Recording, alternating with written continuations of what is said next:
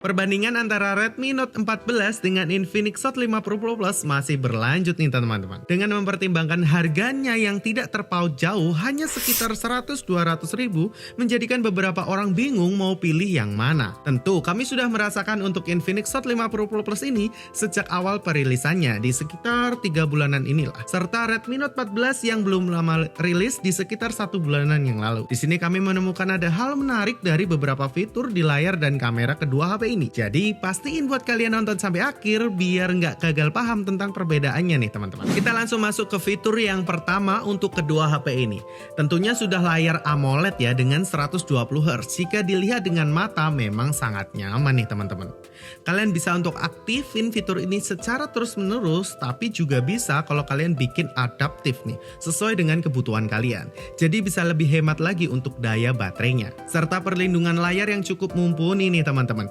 Kedua HP ini sama-sama menggunakan atau dilindungi oleh Corning Gorilla Glass 5 nih, yang membuat HP ini bisa terhindar dari goresan-goresan yang tidak disengaja. Selama pemakaian kami tetap menggunakan untuk screen protectornya ya, karena mau bagaimanapun ya namanya perlindungan itu untuk jaga-jaga aja. Yang membedakan dari kedua HP ini itu adalah di bagian sisi lengkung samping dari Infinix Hot 50 Pro Plus, dan yang membedakan itu tuh lebih terkesan premium gitu. Bagi yang kurang suka bisa ambil dari Redmi Note 14 yang memberikan layar datar kayak gitu. Tentunya lebih nyaman untuk bermain game dan tidak mudah untuk terkena ghost touch atau tersentuh secara tidak sengaja. Untuk pembacaan fingerprint, kedua HP ini cukup cepat nih teman-teman. Tentu dengan disematkannya di bawah layar serta memiliki animasi pembacaannya masing-masing, membuat kedua HP ini tambah mantap lagi. Bisa kok diubah dengan desain yang cocok buat kalian nih. Tinggal masuk aja ke personalisasi di bagian settings. Sekarang kita lihat dari segi kameranya nih teman-teman. Kalau secara spek di atas kertas, Redmi kan pakainya 108 megapiksel nih. Sedangkan Infinix sendiri itu pakainya di 50 megapiksel. Untuk hasilnya bagaimana? Menurut kami, Redmi sendiri memiliki hasil dengan tone color yang lebih stand out. Ya jika dibandingkan dengan Infinix Hot 50 Pro Plus yang hasilnya itu mendekati ke natural.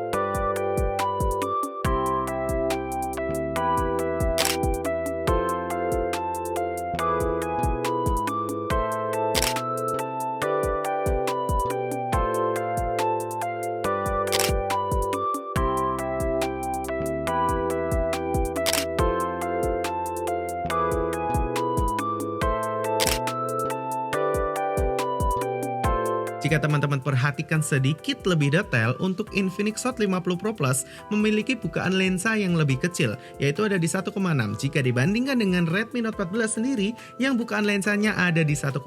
Tentu jangkauan Infinix akan lebih lebar.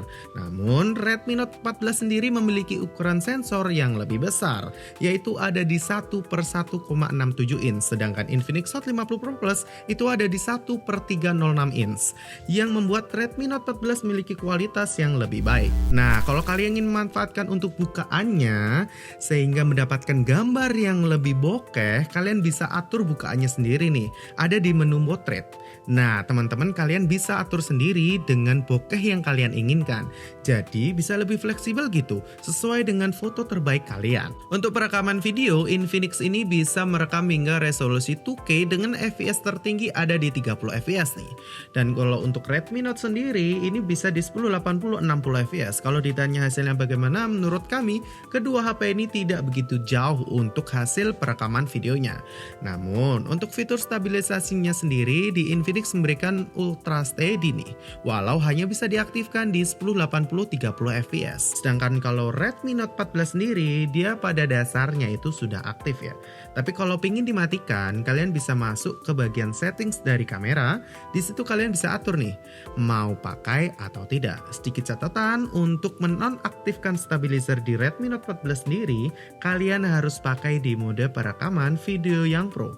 Kalau yang biasa tidak bisa. Oke, ini adalah pengetesan kamera untuk Redmi Note 14 dan Infinix Hot 50 Pro Plus. Untuk audionya gimana? Silahkan nilai sendiri ya teman-teman.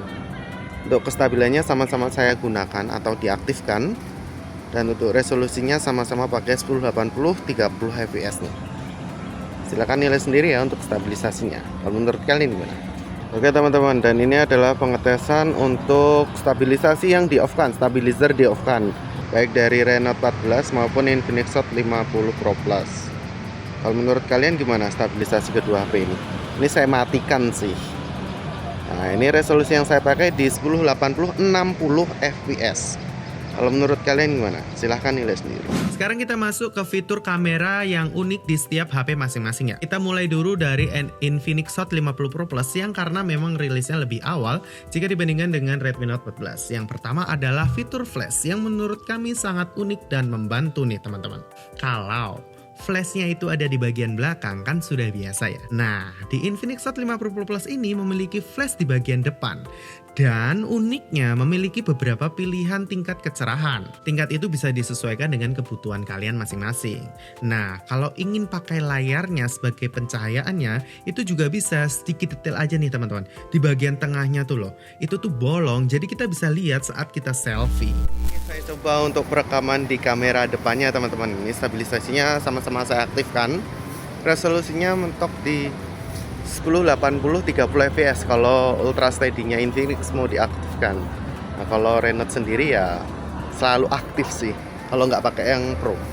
Nah, kalau menurut kalian gimana? Oke yang mana nih dari kamera depannya? Silahkan nilai sendiri ya. Sekaligus nilai untuk audionya, perekaman audionya. Fitur kedua yang sebenarnya juga dimiliki oleh Redmi Note 14, menurut kami Infinix lebih unggul sih karena adanya fitur kamera AI. Jujur, sedikit terkesima dengan AI kamera yang dimiliki oleh Infinix ini karena terlihat lebih natural aja gitu. Kelas 2 jutaan nih teman-teman. Jadi gimana ya?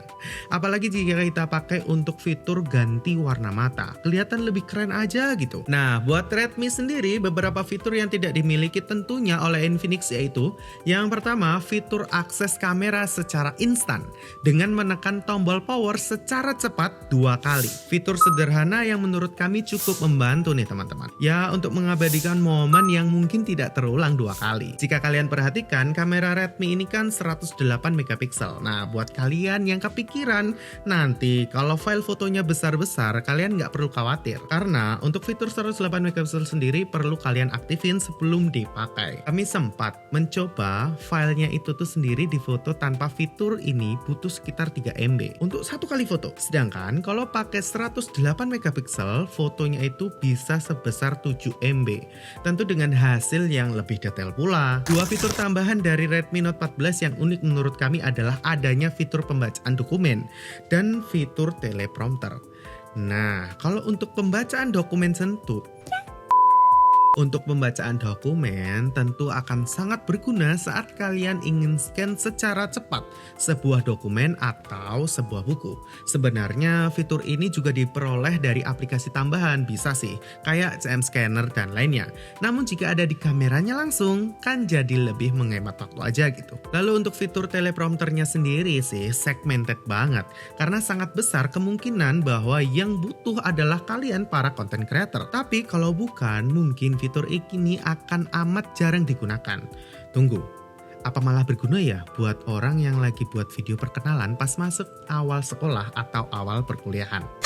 Sebenarnya masih banyak lagi fitur dari kedua HP ini yang masih belum sempat kita bahas. Buat kalian yang sudah ngerasakan untuk kedua HP ini, boleh deh tambahin fitur favorit kalian di kolom komentar ya. Buat kalian yang suka dengan video kayak gini, bisa klik aktifin tombol loncengnya biar nggak ketinggalan dari video-video dari channel Duogi ID. Terima kasih buat teman-teman yang sudah ngikutin dari awal video. Saya Evan Michael dari Duogi, pamit undur diri.